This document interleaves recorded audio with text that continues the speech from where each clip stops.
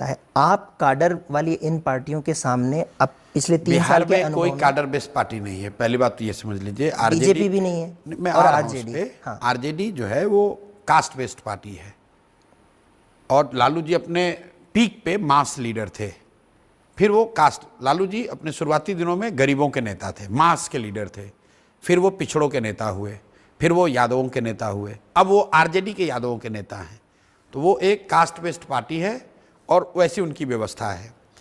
जदयू जो है वो प्योर नीतीश कुमार का है, उसमें कभी काडर रहा ही नहीं है। मैं उस दल में भी रहा हूँ। जदयू में कभी संगठन की ताकत नहीं रही है। नीतीश कुमार, गवर्नेंस और सरकारी तंत्र, उसी से वो पार्टी चली है।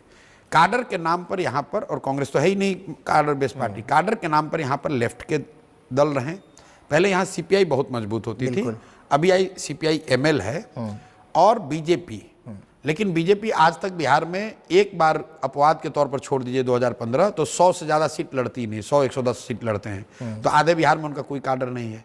सीपीआई एमएल जो काडर बेस्ड पार्टी है वो 15-20 सीट लड़ते हैं, तो उनको लिमिटेड एरिया में उनका है।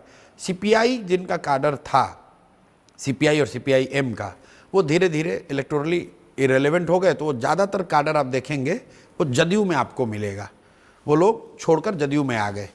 तो काडर के हिसाब से आज बिहार में सबसे बड़ा दल जनसुराज है।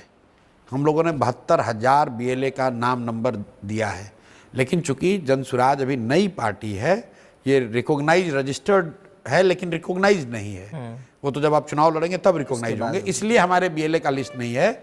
बाकी संगठन के हिसाब से मैं बिल्कुल ईमानदारी से आपको बहुत विश्वास से कह सकता हूं कि जनसुराज से बड़ा राजनीतिक संगठन बिहार में किसी का नहीं है। एमएलए ज्यादा हो सकता है, एमपी ज्यादा हो सकता है, लेकिन संगठन जनसुराज से बड़ा किसी का नहीं है।